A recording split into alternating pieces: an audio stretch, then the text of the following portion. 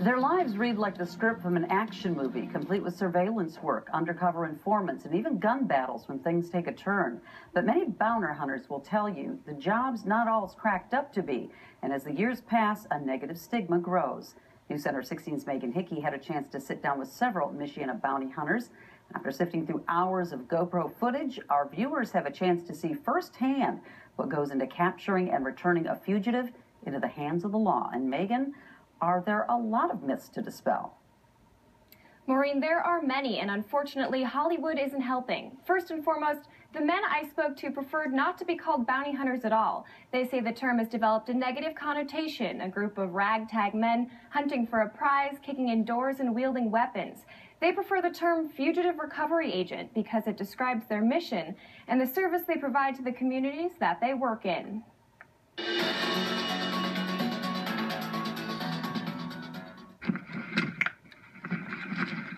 98% of it is sheer boredom and 2% of it is sheer terror. This line of work is not for the faint of heart. I have been stabbed. A guy tried to stab me with a needle once, well, a couple times. I've been bit by dogs probably like around 45 times. I've been hit with a car, had my foot run over.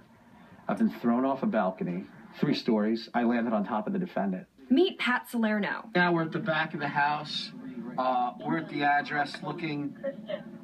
Obviously, there's a driveway that goes up to the back. He's been working for over 20 years as a fugitive recovery agent, and now he's based out of Michigan. And this is Drew Perkins. He's been in the business about 4 years, and he calls Goshen home base. Had some pretty close calls with pit bulls a couple times. I've been stabbed with like a pen in the cheek, like punctured. You know, just people will grab sometimes whatever they can. I've been kicked, bit, punched, different things like that. I mean, I've been shot at. And Curtis Davedahl, who holds down the fort in Kosciuszko County, where he's been a licensed bail bondsman for the last 5 years. We can break down doors, we can kick in windows. That doesn't mean we're going to. How did we get to breaking down doors? Well, let's take a step back. When someone is arrested in a county that uses the bail bond system, a bail is set to ensure that that person appears for court. A bail bondsman will then step in and put up a bail bond, like a loan, in return for a percentage of the total bill. If the person skips, he becomes a fugitive, and bondsmen hire professional bounty hunters to track him down, who in return share a piece of the bond. Legality is always in the forefront of my mind when approaching a house, trying to apprehend a fugitive. But that's where things get fuzzy. In certain circumstances, bounty hunters actually have more rights than police officers when it comes to entering someone's home. First, a little history lesson. Agents have some basic rights that extend from an 1873 Supreme Court case. The case Taylor v. Tainer gave bounty hunters the authority to pursue the fugitive into another state and, if necessary, break and enter his house for that purpose. In Indiana, you need to be a licensed fugitive recovery agent or a licensed bail bondsman to hunt fugitives. That process includes an exam, license fee, and being fingerprinted. But things in Michigan are a little more lax. Michigan has no licensing whatsoever. You can walk out of prison and an hour later go arrest somebody as a bounty hunter. And many fugitives on the run aren't likely to stay in one county, city, or even state for a long time. States like Illinois and Kentucky don't recognize bail at all, which can lead to problems. If we go into one of those areas and we do apprehend them, we get pulled over, we could get busted for kidnapping because they don't recognize bail. And most of the time, it's preferable to have police on your side. Both Indiana and Michigan have codes entitling agents to assistance from police if they have the proper documentation. But not all precincts are as willing to help as others. Indiana, from my experience, they don't want to help. They will not help. They don't want to help. They won't get involved. And I think that's because you had some bad actors, like in the Elkhart area, some people driving around that had cop cars, some people that thinking they were police. It's one of those situations, it's who you know, and if they're working that particular shift, and more importantly, if they're available to assist. Elkhart City Police has been pretty helpful. Elkhart Sheriff's Department, unfortunately, has not been. A lot of times county, a lot of times they don't want to get involved. And I think a lot of times that's a sheriff's decision because a sheriff is an elected position. You don't want to do anything that's going to make people not want to vote for you.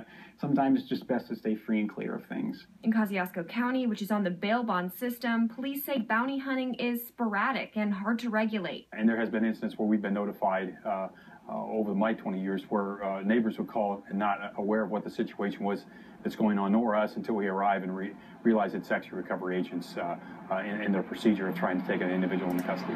Unfortunately, with agents traveling in and out of different counties in pursuit of a fugitive, it's hard to set up any formal system of communication between bounty hunters and police. And a trend towards pretrial services and cash bonds, the system St. Joseph County uses, has become more common. From the very beginning, I was told this is a dying industry.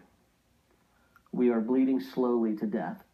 And unless we get a lot of public support stating that people want bail bonds in their county, a lot of counties are going to cash bonds or pretrial services and things like that. And at that point, we have a real fight on our hands. Yeah, looks like you had 3 charges.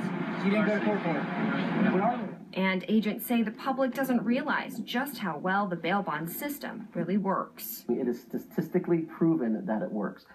We get our people to their court date and to resolve their charges more so than cash bonds.